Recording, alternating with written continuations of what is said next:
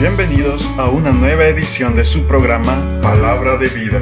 Con ustedes, el pastor Francisco Teodoro.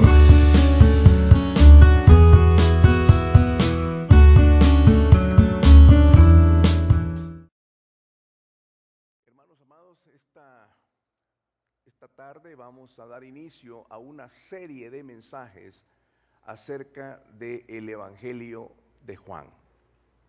Recuerde que solo hay un evangelio, es el evangelio de Jesucristo narrado por Mateo, por Marcos, por Lucas y por Juan.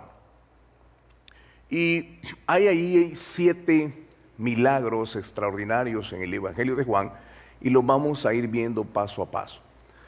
Es importante darnos cuenta acerca de lo que significa la Biblia. ¿Qué es la Biblia? Muchas veces la leemos, pero no la entendemos.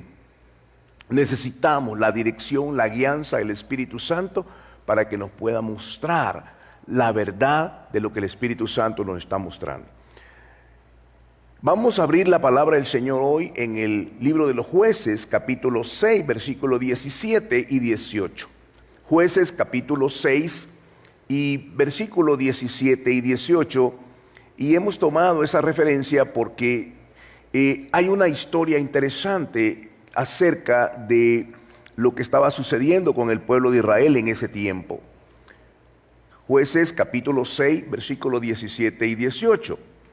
Dice las Sagradas Escrituras: si de verdad cuento con tu favor, respondió Gedeón, muéstrame una señal para asegurarme de que es realmente el Señor quien habla conmigo.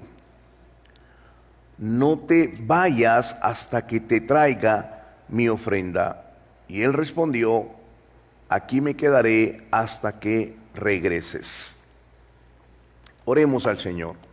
Amante Señor, Padre nuestro que estás en los cielos, venimos esta mañana delante de ti, Señor, con un corazón totalmente rendido a ti. Señor, te damos gracias por la persona de que nos ha dado a Jesucristo, nuestro Señor y nuestro Salvador, nuestro Redentor. Queremos honrarte, Señor, a través, Señor, de este servicio a ti.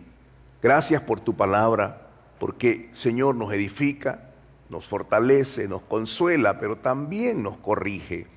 Gracias por ella, Señor. Queremos aprender de esta palabra. Te doy honra y honor porque esta mañana tú me has enviado como un mensajero, Señor, de tu palabra a este pueblo. Y queremos, Señor, que tu palabra venga como una poderosa semilla a nuestro corazón y que pueda impactar nuestra vida de tal manera que podamos obedecerla y darte gloria y honra por ello. En el nombre maravilloso de Jesús, amén y amén. Amén, hermanos míos. Déjeme mostrarle acerca de esto, la importancia de que hemos siempre buscado las señales. Es importante las señales, los milagros, ver las manifestaciones de la sanidad, pero tenemos que entender el propósito. Las señales es el medio, no es el propósito ni el objetivo. En esta historia que hemos leído de Gedeón, por supuesto, tiene todo el capítulo 6, capítulo 7 y termina en el capítulo 8, el pueblo de Israel se había apartado de Dios. Ellos se apartaron de Dios. Estaban siendo oprimidos por los amalecitas, estaban siendo esclavizados por ellos, de tal manera que les robaban hasta las cosechas, los animales y todas esas cosas. En medio de todo ese sufrimiento, ellos clamaron a Dios. El clamor es más allá que una oración. El clamor es un gemido. El clamor viene con lágrimas. El clamor es algo de una oración desesperada cuando venimos delante de Dios. A veces, hermano mío, la oración simplemente nos acerca a Dios. Pero el clamor es una oración desesperada. Ellos clamaron al cielo. Ya no aguantaban el dolor, el sufrimiento de la opresión. Y esta era a causa de que ellos se habían apartado de Dios. Ellos se habían alejado de Dios y la mano de Dios se había apartado de ellos. Entonces clamaron al cielo: Señor, ¿dónde están las promesas? ¿Dónde están, Señor? ¿Por qué estamos pasando este momento? Y esto se parece a muchas veces en nuestra vida. No entendemos lo que estamos sufriendo hasta que nosotros clamamos a Dios. Y Gedeón clamó al Señor. Y hermano mío, vino un ángel poderoso, el ángel del Señor, sobre Gedeón. Y lo dijo: levántate, te voy a elegir a ti, te voy a mostrar a ti mi poder.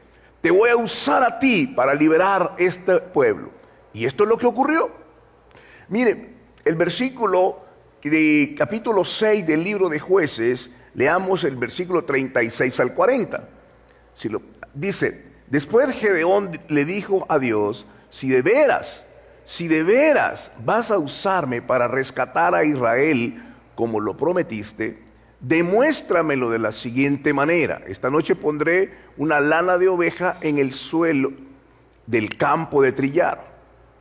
Dice: si por la mañana la lana está mojada con el rocío, pero el suelo está seco, entonces sabré que me ayudarás a rescatar a Israel como lo prometiste. Y eso fue exactamente lo que sucedió. Cuando Gedeón se levantó temprano a la mañana siguiente, exprimió la lana y sacó un tazón lleno de agua. Luego Gedeón le dijo a Dios: por favor, no te enojes conmigo, pero deja que te haga otra petición. Permíteme usar la lana para una prueba más. Esta vez que la lana se quede seca, mientras que el suelo alrededor esté mojado por el rocío. Así que esa noche Dios hizo lo que Gedeón le pidió a la manera siguiente. La lana estaba seca, pero el suelo estaba cubierto de rocío. Aquí vemos Gedeón, su corazón estaba en un momento difícil y él no podía creer que Dios estaba usándolo. Y él le pidió una señal a Dios. Se la pidió 2 veces, se la volvió a pedir y Dios le respondió en esa señal. Curiosamente, Gedeón fue utilizado y de una manera muy sorprendente vencieron a los amalecitas. Los vencieron y ellos fueron liberados. Pero esta señal no cambió el corazón de Gedeón. La historia final de Gedeón es que él se apartó también del Señor. A veces es lo que ocurre con muchos de nosotros. Recibimos una señal de Dios: Señor, si tú me sacas de este hospital, si tú me restauras mi matrimonio, si tú le cambias el corazón a mis hijos, Señor, si tú me das un trabajo, yo te voy a servir, yo voy a hacer esto. Y a veces, hermano mío, Dios de una manera sobrenatural nos bendice por su misericordia. ¿Qué ocurrió? Al final nos olvidamos de Dios. Salimos del hospital, ya estamos restaurados, ya no venimos a la iglesia. Volvemos a nuestra misma vida normal. Los matrimonios restaurados y seguimos viviendo de la misma manera. Las señales simplemente fueron para un momento específico, pero no cambiaron nuestro corazón. El Evangelio de Juan explica claramente una sola cosa: la divinidad de Jesucristo. No enfatiza los milagros, enfatiza la divinidad, la persona de Cristo. Es Cristo en nosotros la esperanza de gloria. Las señales son buenas, es cierto, pero ¿y qué si no hubieran señales? ¿Dejaríamos de confiar en el Señor? No, hermano mío, la adoración más poderosa es aquella que sale con las lágrimas. El Salmo 102:9 dice: mis lágrimas se mezclan con mi bebida. Estoy en medio del dolor, en medio del sufrimiento, pero con todo y eso, Señor, yo te alabo a ti. Ese es el poder de este evangelio. La Biblia describe, hermano, del principio a fin, un solo tema: es la exaltación de nuestro Señor Jesucristo. Esa es la verdad. El evangelio de Juan está contundentemente afirmando, hermano, la divinidad de nuestro Señor Jesucristo. ¿Cuántas religiones cree que hay? Muchas de ellas, hermano, rechazan la divinidad de Cristo. Y ahí tenemos Aún en esta ciudad, hermano, el mormonismo rechaza la divinidad de Cristo de una manera terrible y diabólica. ¿Por qué? Porque Cristo es Dios hecho carne. Él vino y entregó su vida por nuestros pecados. Esa es la realidad de este evangelio. El milagro que Dios hizo de traer, hermano, a Dios mismo, meterlo en una matriz de una virgen. Imagínense qué cosa, comprimirlo ahí y venir a un mundo pecador, ser crucificado por los pecadores para darnos la vida eterna. Ese es el milagro soberano, maravilloso del Señor que Dios dio en la cruz del Calvario. La persona de nuestro Señor Jesucristo, aún en medio de las señales que podamos tener. ¿Recuerdan los 10 leprosos? Jesús sanó a los 10 leprosos. ¿Cuántos regresaron? Solamente uno regresó a dar gracias, y ese era samaritano. Los 9 se fueron. ¿Cuántos les dio de comer? A una multitud. ¿Cuántos fueron sanados? Una multitud. El día que Jesús entra a Jerusalén, el último domingo, iba montado sobre un pequeño asno. La multitud salió al encuentro. Hosana, Hosana, bendito el que viene en el nombre del Señor. La palabra Hosana significa sálvanos ahora mismo. Estaban felices pensando que Jesús venía para salvarlos del imperio romano, pero no se dieron cuenta de quién era Jesús. Todos estaban felices excepto Jesús. ¿Por qué? Él está llorando. Jesús está llorando y dice: por cuanto no conociste el tiempo de tu visitación, no conociste el tiempo de tu visitación, serás derribado tú y tus hijos. ¿Y sabe lo que hizo? Jesús no se fue al palacio de Herodes, sino que se fue a la misma iglesia. ¿Qué había en la iglesia? La gente estaba vendiendo los animalitos para poderlos llevar al sacrificio. Habían convertido la casa de Dios en una cueva de ladrones. Y lo que hizo Jesús, volcó todo eso y les dijo: mi casa es llamada casa de oración. Mi casa es casa de adoración. Todos se fueron. ¿Y sabe qué ocurrió? Los paralíticos, los ciegos vinieron y fueron sanados. En el día que hoy vivimos, hermano mío, Dios no está llenando la iglesia. Dios la está limpiando. Porque muchos están viniendo. La iglesia ha crecido como un océano, pero con 1/4 de pulgada de profundidad. La gente viene buscando milagros, buscando bendiciones, buscando algo que recibir. La iglesia no es para recibir, la iglesia es para dar. Damos nuestro corazón. Este es el glorioso intercambio. Dios viene y te da la vida eterna. Él quiere que lo honres a Él. Él quiere que vivas para Él. Pero eso implica a veces sufrimiento, implica sacrificio, implica dolor, implica rechazo aún de tu misma familia. ¿Y sabe qué? La mayoría no logra soportar. ¿Y qué ocurre? Ellos se van. Y esto es lo que ocurre. No son los milagros el propósito de buscar. Cuando usted está enfermo, dice: Señor, sáname, por tu llaga yo soy sano. Queremos ser sanos. Y una vez que ya nos sanó, muchas gracias, Señor, y nos vamos. Eso no puede ser posible. Tenemos que venir al Señor. Señor, estoy enfermo, estoy adolorido, estoy sufriendo de esto, pero lo que más anhelo es tu presencia. Quiero a ti, Señor. Y cuando la presencia de Dios viene, con su presencia viene la sanidad. Si estás pasando un momento de dolor o un momento de necesidad económica, a veces decimos: Señor, bendíceme económicamente, pero no funciona de esa manera. Primero tienes que honrar al Señor. Y cuando tú lo honras, entonces Él te da la sabiduría para que tú puedas ser un buen mayordomo con tu finanza.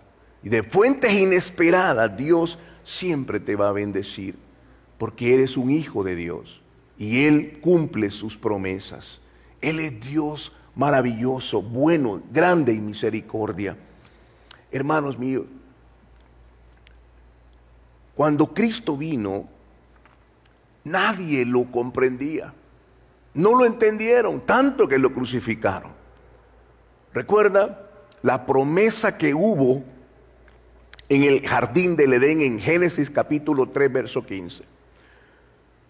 Dios dijo, de la simiente de la mujer va a golpear la cabeza de la serpiente. Era la promesa, la primera profecía mesiánica aparece en el libro de Génesis.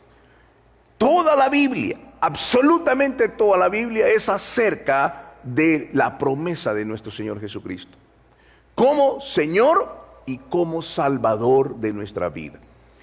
El problema es que nosotros queremos a Jesús como Salvador.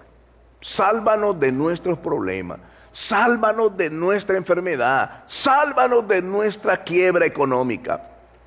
Pero no queremos a Jesús como Señor. Si Jesús no es tu Señor, tampoco será tu Salvador. Él es el Señor. La palabra Señor y Salvador está 742 veces en el Nuevo Testamento. La palabra solo Salvador está 27 veces. El énfasis en la Escritura es que Jesús sea nuestro Señor. Y cuando Él es nuestro Señor, nosotros le obedecemos a Él, le honramos a Él, caminamos en nuestra vida y en nuestro hogar para honrar su nombre y dar testimonio de la verdad. Hay una diferencia en el evangelio que hoy vivimos. Es un evangelio que solamente busca el beneficio nuestro. El evangelio, las buenas noticias, tiene que ver con la persona de nuestro Señor Jesucristo. Él debe ser honrado en cada área de nuestra existencia, en nuestra vida, en nuestros hijos. Es Cristo en nosotros la esperanza de gloria. Hay dos voluntades en la Biblia expresas, claramente expresas. Número uno, es la voluntad que Dios quiere que este evangelio sea predicado en todo el mundo. ¿Quién lo va a hacer? Esto no se lo asignó a los ángeles, no se lo asignó a los serafines, lo asignó a nosotros. De lo menospreciado, de lo vil del mundo, escogió Dios. Dios nos escogió a nosotros para predicar su sagrado evangelio. Que Cristo en nosotros es la esperanza de gloria. Esa es la voluntad número uno.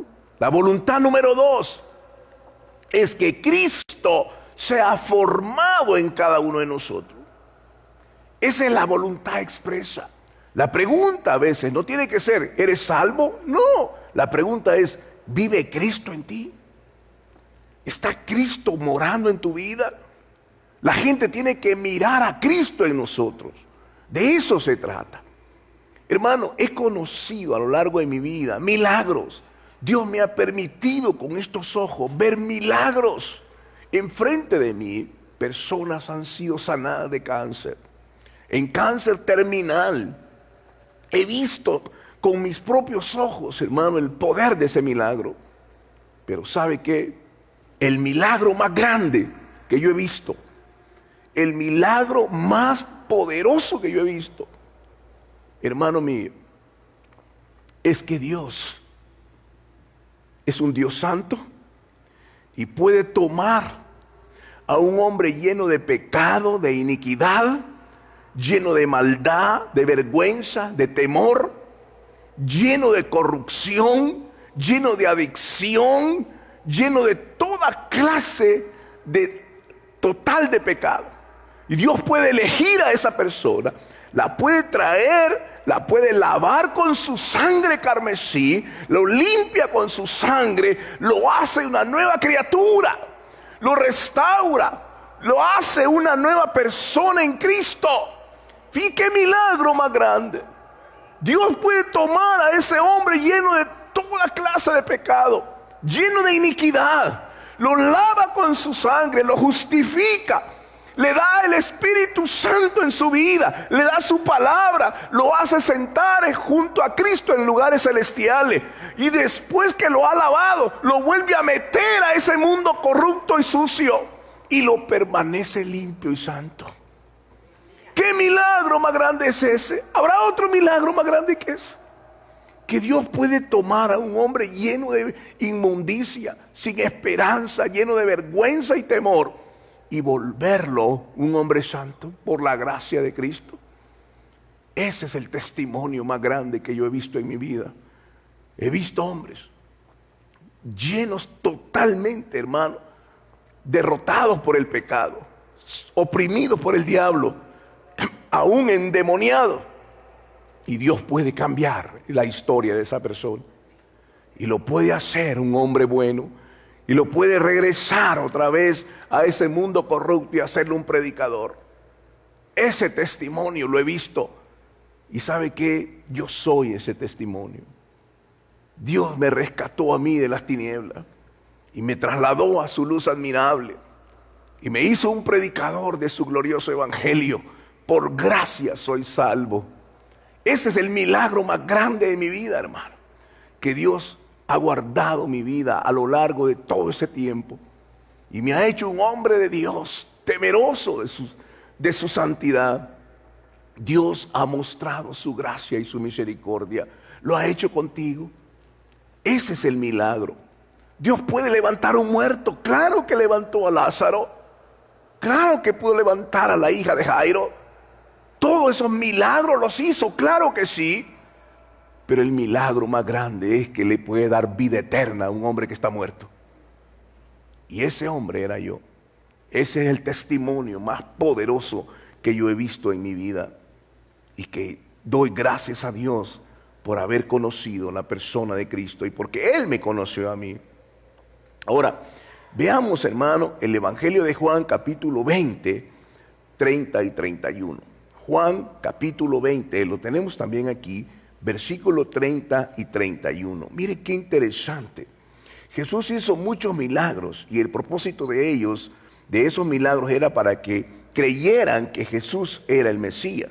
Sin embargo, ellos perdieron completamente el propósito porque buscaron los milagros y perdieron a Jesús. En ese versículo dice ahí, en el capítulo 20, versos 30 y 31 del Evangelio de Juan, los discípulos vieron a Jesús hacer muchos milagros. Fíjese, muchos milagros, otras señales milagrosas, además de las que están registradas en el libro. Pero estas se escribieron para que ustedes continúen creyendo que Jesús es el Mesías, el Hijo de Dios, y para que al creer en Él tengan vida por el poder de su nombre. El propósito era que esos milagros eran mostrar la misericordia de Dios. Hermano mío, ¿alguno de ustedes algún día ha estado en un hospital a punto de morir? O una mujer que ha tenido un bebé que sabe que está en su vida en riesgo, cuando clama al cielo y dice: Dios, ayúdame, y la mano misericordiosa de Dios vino sobre él. Hermano mío, este hombre de barro que les habla, un día estuvo en el hospital, habitación 301 de un hospital de diagnóstico, así se llamaba. 9 días en un estado terrible de muerte, terrible de muerte. Yo no sabía lo que era el túnel de la muerte hasta ese día, cuando vi mi cuerpo en la cama y mi espíritu salir. No tenía esperanza. Esa misma noche el doctor dijo: no tiene ninguna esperanza. Todos tus amigos te dejan. La gente te abandona ahí. Y que yo estaba ahí, la única, mi esposa conmigo orando.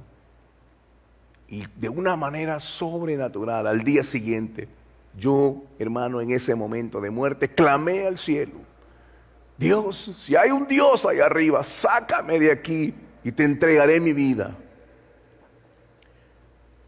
Era un 3 de octubre, yo recuerdo. Solo enfrentando a la muerte, y Dios en su grande misericordia me alcanzó. Al día siguiente yo salí caminando de ese hospital, completamente sano. Me arrodillé en mi cama y yo dije: Señor, yo no te conozco, ayúdame. Y ahí empecé a leer la Biblia enterita, leí la Biblia, nunca la había leído.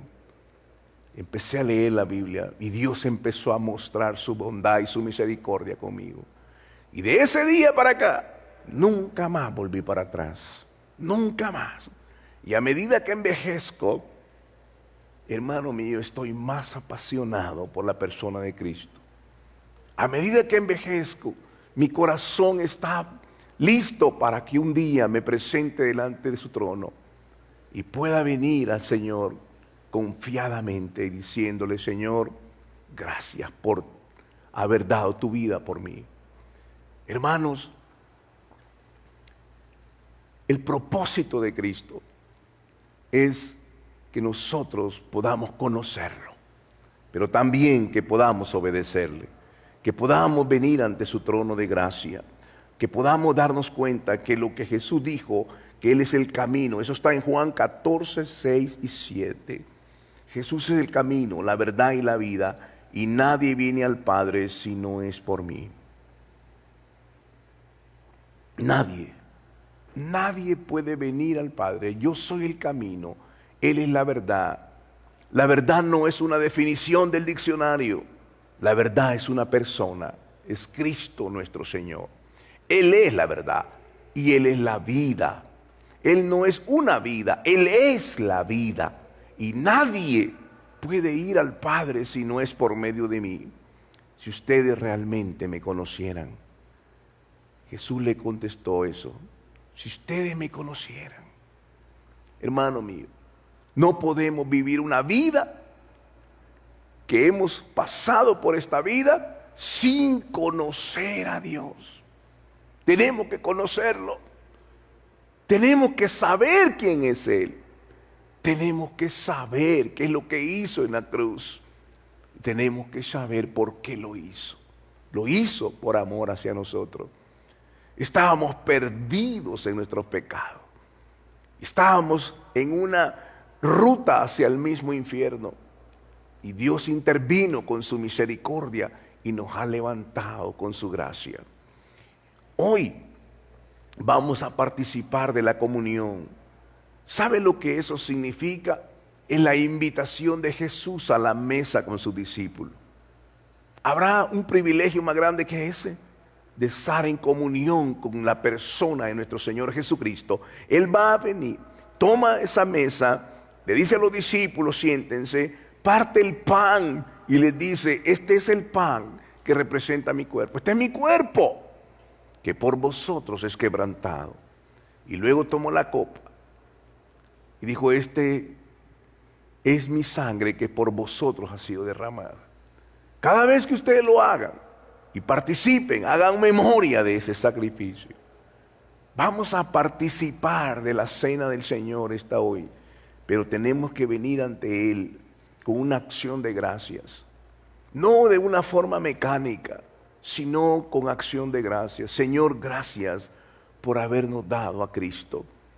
Hermanos, en nuestro día, el mensaje popular es los milagros, la prosperidad, la motivación. Y curiosamente, la gente quiere escuchar eso. La gente quiere oír eso. La gente quiere oír todas las cosas que le dan, hermano, alguna motivación especial. Pero déjeme decirle, el evangelio que no confronta tu pecado no es el evangelio de Jesucristo. Lo voy a repetir. El evangelio que no confronta tu pecado, ese no es el evangelio de Jesucristo. Porque el pecado te destruye, pero la gracia de Dios te salva. Es Cristo. No camine jugando con el pecado. No se acerque al pecado, porque eso deshonra al Señor. No juegue con el pecado. No deje que sus hijos jueguen con el pecado. El diablo no vino sino para matar, para robar y destruir. Él no vino a destruir, hermano, el medio ambiente. Él vino a destruir el alma humana.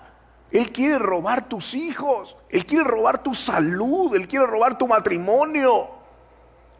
La serpiente antigua está todavía por ahí, hermano, rondando, buscando a quien devorar. Pero bendito aquellos que pueden pararse firme en la fe y creer que Jesucristo es el Señor, y aquel que dijo: yo y mi casa vamos a servir al Señor. El evangelio que no te confronta con tu pecado no es el evangelio de Jesucristo. El evangelio tiene que confrontar tu pecado. Ese es el evangelio de Jesucristo. Estamos llenos de un evangelio, hermano, de prosperidad. Un evangelio de motivación. Un evangelio de gente que viene aquí y se para, hermano, en los altares, en las iglesias a todo alrededor del mundo, sencillamente para hacernos reír. Estamos felices, pero la iglesia nunca fue diseñada, hermano, por Dios para que un pueblo tibio le adorara. La iglesia de Jesucristo nunca fue diseñada para que sea un centro de entretenimiento. La iglesia de Jesucristo es un lugar de santidad y de refugio para el Señor. Honremos al Señor con nuestras vidas y no juegue con el pecado. Las señales están ahí, sencillamente porque muestran la misericordia de Dios a nuestra vida. Vamos a orar al Señor. Señor, no es fácil hoy predicar tu palabra cuando el oído del mundo, Señor, y de la iglesia quiere oír solo prosperidad, quiere oír motivación, quiere oír cosas que le agradan a su oído y que ensalzan su carne. Es difícil, Señor, porque la multitud corre, la multitud va tras aquello que le motiva, pero no aquello que es la verdad. Padre Celestial, yo quiero darte gracias por esta oportunidad. Gracias, Señor, porque podemos traer delante de ti nuestro corazón en necesidad y honrar la persona de nuestro Señor Jesucristo. Padre Celestial, seas tú honrado en cada una de nuestras vidas, Señor. No podemos, Señor, continuar abrazando el pecado, la iniquidad, la indiferencia. Tenemos que volvernos hacia ti, Señor. Y te lo pedimos, te lo rogamos, en el glorioso, bello y poderoso nombre de Jesús, nuestro Señor. A ti sea la gloria por los siglos de los siglos. Amén. Hemos llegado al final de su programa Palabra de Vida. Le invitamos a mantenerse en sintonía de nuestra próxima edición. Asimismo, le invitamos a interactuar con nosotros en nuestra página de Facebook Palabra de Vida y en el canal de YouTube del Pastor Francisco Teodoro. Que Dios les bendiga.